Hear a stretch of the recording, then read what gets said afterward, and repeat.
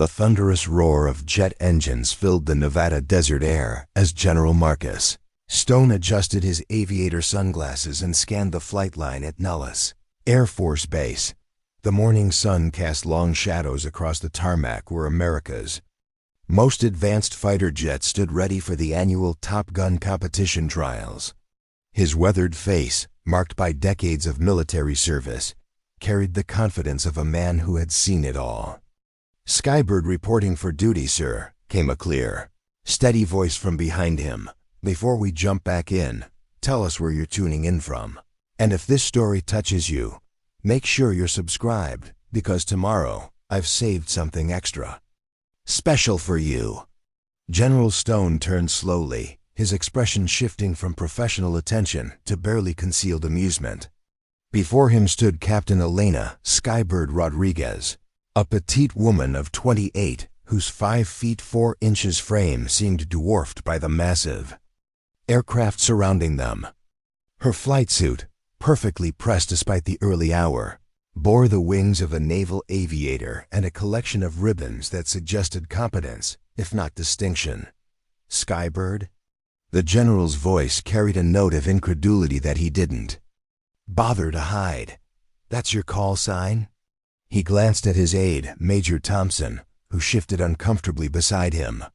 "Sounds like something from a children's cartoon." The assembled pilots behind Rodriguez, all men, all significantly larger than her, erupted in snickers and barely suppressed laughter. Captain Razor Mitchell, a towering pilot with a reputation for aggressive flying and an even more aggressive attitude, stepped forward with a predatory grin. "Maybe we should call her Tweety instead," he said, his voice carrying across the flight line. "Fits better with the whole bird theme." More laughter followed.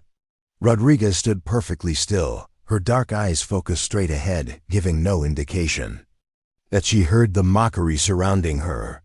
Her hands remained at her sides, neither clenched nor trembling, as if she were accustomed to this type of reception. General Stone examined her file again, though he had already memorized every detail. Elena Rodriguez graduated 3rd in her class from the Naval Academy, completed flight training with distinction, served 2 tours in active combat zones with 0 incidents. On paper, she was qualified. In reality, standing before him in the harsh desert light, she looked like a child playing dress-up in her father's uniform. "Captain Rodriguez," he said, emphasizing her rank with just enough sarcasm to make his point. "This is the most elite fighter pilot competition in the world. The men here have been training for years to earn their spot. They've proven themselves. In combat, in training, under pressure that would break most people." He paused, letting his words sink in. "What makes you think you belong here?" The question hung in the air like a challenge. Rodriguez lifted her chin slightly, the first sign of any emotional response she had shown. When she spoke, her voice carried the same steady tone as before, unshaken by the hostility surrounding her. "With respect, General, I believe my record speaks for itself.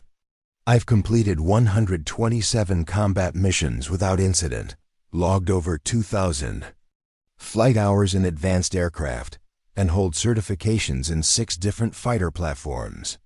She paused, her gaze meeting his directly. "I'm here because I earned my place here." The general's laugh was sharp and dismissive. "Earned your place?" "Captain, this isn't about checking boxes on a diversity report. This is about life and death, about pushing these aircraft to their absolute limits. When you're pulling 9 Gs in a vertical climb with an enemy missile locked on your tail, your gender studies degree won't help you."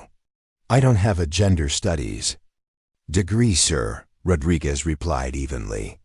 "I have a degree in aeronautical engineering with a minor in physics." The correction only seemed to irritate him further. "Listen, sweetheart," he said, the endearment dripping with condescension. "I've been flying since before you were born. I've seen a lot of pilots come and go, and I can tell you right now that you don't have what it takes. This isn't a training exercise or a publicity stunt. This is combat aviation at its highest level. Captain Mitchell laughed loudly from the group of pilots. Maybe she should stick to flying cargo planes. Less chance of breaking a nail. The comment drew more laughter from the assembled men, but Rodriguez remained unmoved. She had heard variations of these same insults throughout her career, from flight school instructors who questioned her physical strength to squadron commanders who doubted her mental toughness. Each dismissal had only strengthened her resolve. The competition begins in 1 hour, General Stone announced, his tone suggesting the conversation was over. We'll see how our little bird handles herself when the real flying starts. As the group began to disperse, Rodriguez remained at attention until formally dismissed. She walked calmly toward her assigned aircraft, an F-22 Raptor that represented the pinnacle of American air superiority technology.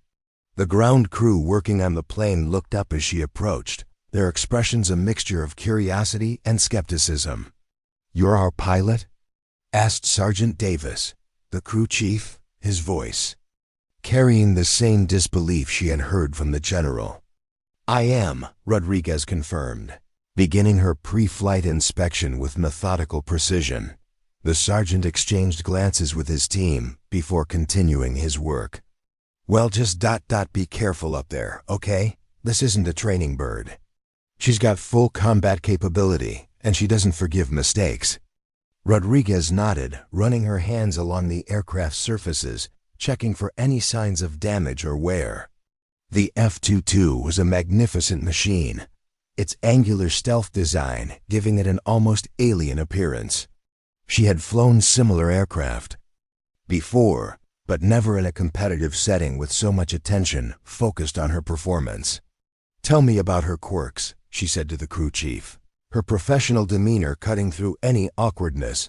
Sergeant Davis's expression softened slightly. Despite his initial skepticism, he respected anyone who took aircraft maintenance seriously. "She pulls slightly to the left in high G-turns, and the stick gets heavy above Mach 1.8. Nothing dangerous, just something to be aware of." For the next 30 minutes, Rodriguez conducted the most thorough pre-flight inspection the ground crew had ever witnessed. She checked every system, tested every control surface, and reviewed the aircraft's maintenance logs with the attention to detail of someone who understood that her life depended on the machine's reliability. As she climbed into the cockpit, Rodriguez felt the familiar comfort of being surrounded by the aircraft's controls and displays. This was her element, where her size became an advantage rather than a disadvantage. Her smaller frame allowed her to reach controls more easily, and her lighter weight meant better fuel efficiency and maneuverability. The competition's first phase was a basic flight test takeoff, navigation through a series of waypoints, and landing. Simple enough for experienced pilots, but General Stone had specifically designed it to eliminate anyone who couldn't handle the pressure of being watched and evaluated. Rodriguez strapped herself in and began the startup sequence, her hands moving with practiced efficiency across the controls. The massive engine spooled up with a sound like controlled thunder, and she felt the aircraft come alive beneath her. This was where she belonged, where all the mockery and doubt faded into background noise. "Skybird, you are cleared for takeoff," came the voice of the air traffic controller. "Skybird, Roger," she replied, advancing the throttles smoothly forward. The F-22 accelerated down the runway with breathtaking power, and Rodriguez felt the familiar thrill of rotation and liftoff. As the ground fell away beneath her, she allowed herself a small smile.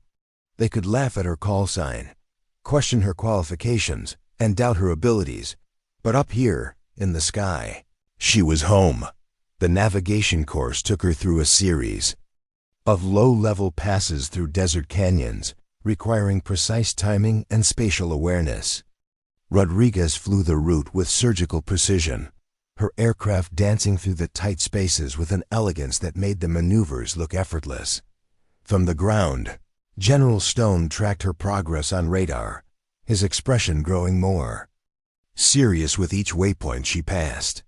Her flight path was perfect, her timing flawless, and her radio communications crisp and professional. "She's fast," admitted Major Thompson, watching the displays over the general's shoulder. "Anyone can fly fast in a straight line," Stone replied dismissively. "Let's see how she handles some real pressure."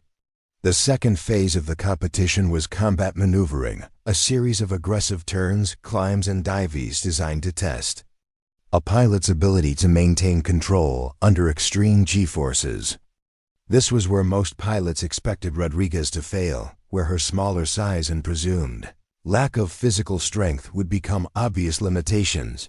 Rodriguez received the new flight parameters and immediately pulled into a vertical climb.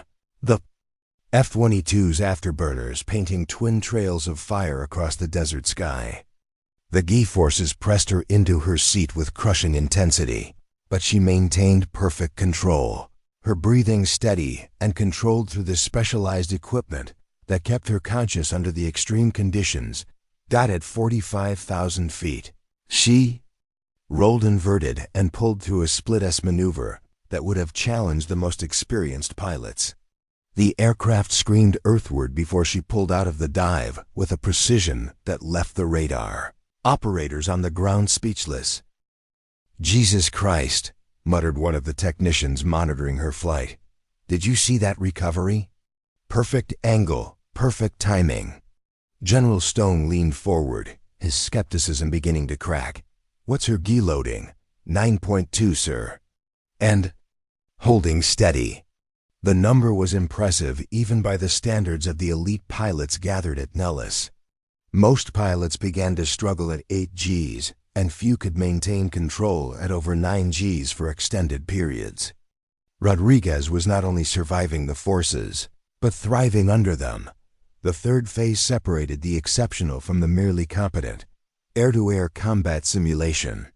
Rodriguez would face off against Captain Mitchell, the cocky pilot who had mocked her earlier. Mitchell was known for his aggressive tactics and had never lost a training engagement at Nellis. "This should be interesting," Mitchell's voice crackled over the radio as both aircraft climbed to their starting positions. "Try not to crash, Tweety." Rodriguez didn't respond to the taunt. She was focused entirely on the tactical situation, analyzing Mitchell's aircraft position, speed, and altitude. She had studied his flying style during her preparation, noting his tendency to rely on brute force rather than finesse. "Fight's on," announced the controller, and both aircraft immediately began maneuvering for advantage. Mitchell, true to form, turned hard right and climbed aggressively, trying to use his aircraft's power to gain a superior position. It was a textbook move, the kind of aggressive tactics that had made him successful in previous competitions. Rodriguez did something unexpected. Instead of matching his climb, she rolled inverted and dove, using gravity to build speed while positioning herself for a climbing attack from below. It was a risky maneuver that required precise timing and exceptional situational awareness. The two aircraft danced through the sky in a deadly ballet, each pilot trying to gain the advantage needed for a simulated missile shot. Mitchell's flying was powerful and direct, his aircraft carving through the air with brute force. Rodriguez's approach was different, fluid, precise, almost artistic in its execution. "Come on, little bird," Mitchell taunted over the radio. "Is that all you've got?" Rodriguez remained silent, focused entirely on the tactical situation. She had noticed a pattern in Mitchell's flying. He always pulled to the right when pressured, a habit that could be exploited with the right timing. The opportunity came when Mitchell attempted a high G turn to escape what he perceived as a disadvantageous position. Rodriguez anticipated the move and rolled her aircraft into a perfect intercept course, her targeting system locking onto his aircraft with a tone that indicated a successful missile shot. "Splash 1, announced the controller. "Skybird has the kill." The silence on the radio was deafening. Mitchell's aircraft pulled level, the pilot's surprise evident in his abrupt change of tactics.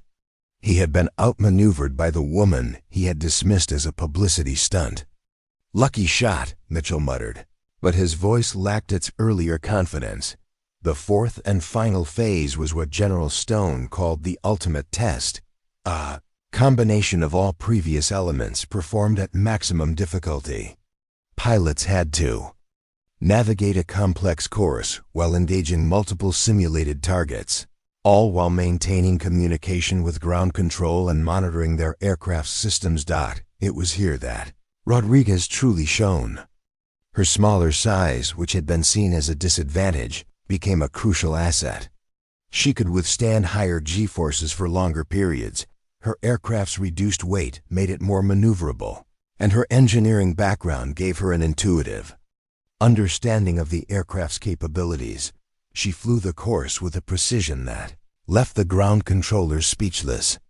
Her movements were economical, each maneuver serving multiple purposes, her aircraft responding to her inputs as if it were an extension of her own body. Target acquired, her calm voice reported over the radio as she engaged the first simulated enemy aircraft. Splash 1, second target, engaging. Splash 2. Her voice never wavered, never showed strain or stress, even as she pulled her aircraft through maneuvers that would have challenged the most experienced pilots. She was completely in her element, demonstrating a level of skill that few had ever witnessed.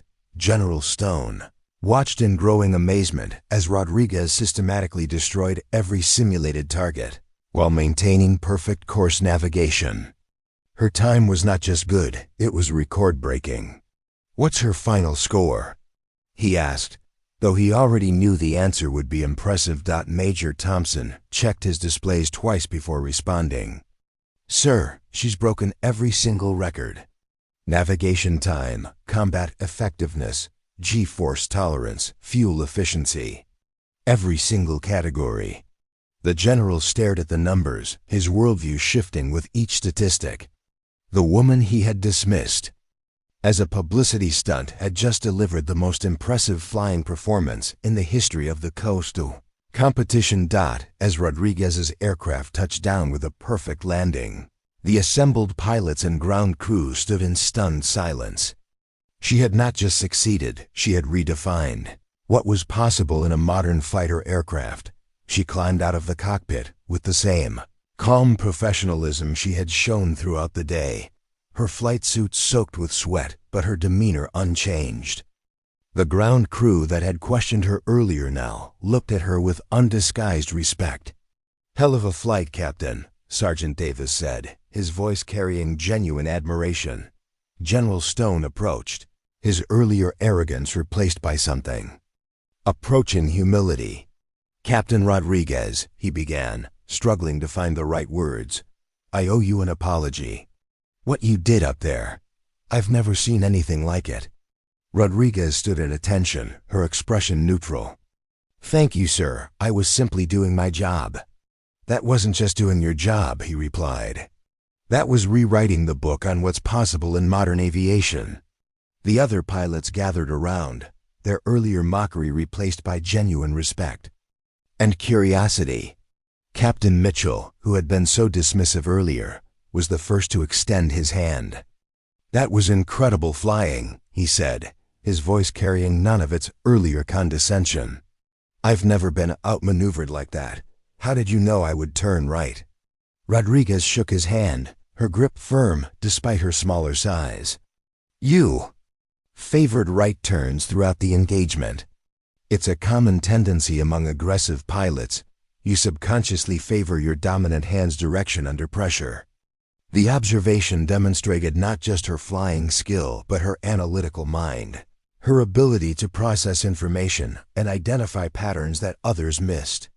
She wasn't just a pilot, she was a student of aviation, someone who approached flying with the same methodical precision she brought to everything else. As the day's events concluded and the results were officially announced, Rodriguez found herself surrounded by reporters and military officials eager to understand how she had achieved such an extraordinary performance.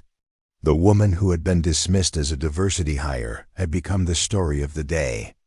"Captain Rodriguez," asked a reporter from Aviation Week, "what would you say to young women who are considering careers in military aviation?" Rodriguez considered the question carefully before responding. I would tell them that excellence speaks louder than doubt. People may question your qualifications, your abilities, your right to be there.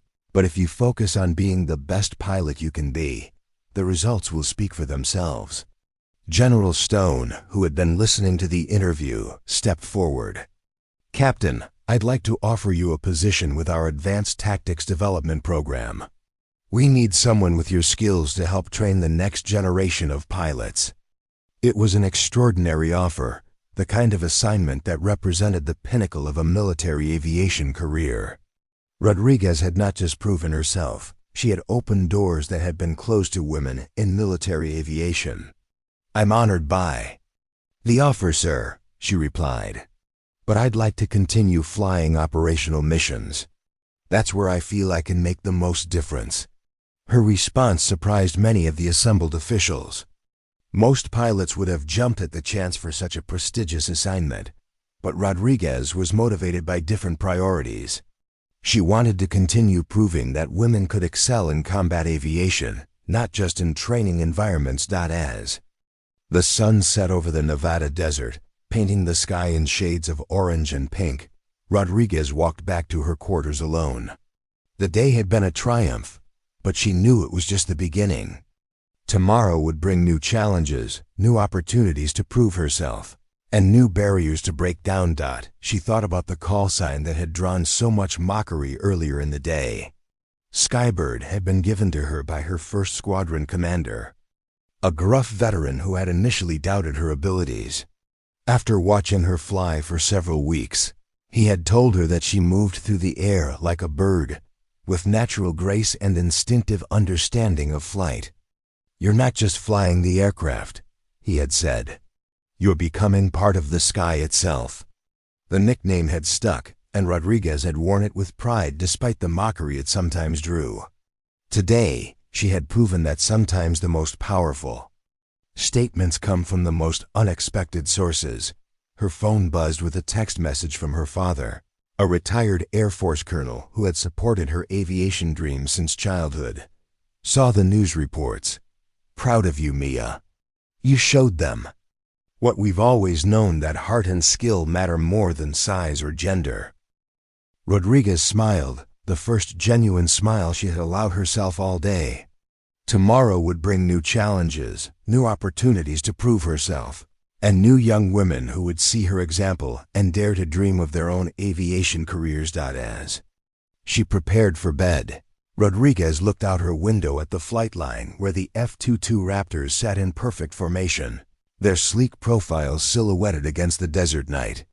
Somewhere out there, another young woman was probably looking at the same aircraft and wondering if she could ever be good enough to fly them. Rodriguez hoped her performance today had answered that question. Excellence, she had learned, was not about meeting others' expectations or overcoming their doubts. It was about pushing yourself to be better than you thought possible, about finding strength in unexpected places, and about proving that the sky belonged to anyone brave enough to claim it. The general who had laughed at her call sign would spend the rest of his career telling the story of the day. A quiet woman with an unusual nickname had redefined what was possible in military aviation. And Rodriguez would continue flying, breaking barriers and setting records, proving with each flight that the most powerful statements are made not with words, but with wings. Her call sign had become legendary in a single day, transformed from a source of mockery into a symbol of excellence. Skybird would be remembered not as a children's cartoon character, but as the pilot who soared higher than anyone thought possible, who proved that sometimes the most extraordinary performances come from most unexpected places. As she finally drifted off to sleep, Rodriguez could hear the distant sound of aircraft engines warming up for the night training missions. Tomorrow would bring new challenges, new opportunities to excel, and new chances to prove that the sky truly belonged to anyone brave enough to claim it. The story of Skybird had just begun. Up next, you've got two more standout stories right on your screen. If this one hit the mark, you won't want to pass these up. Just click and check them out. And don't forget to like, subscribe, and turn on the notification bell so you don't miss any upload from us.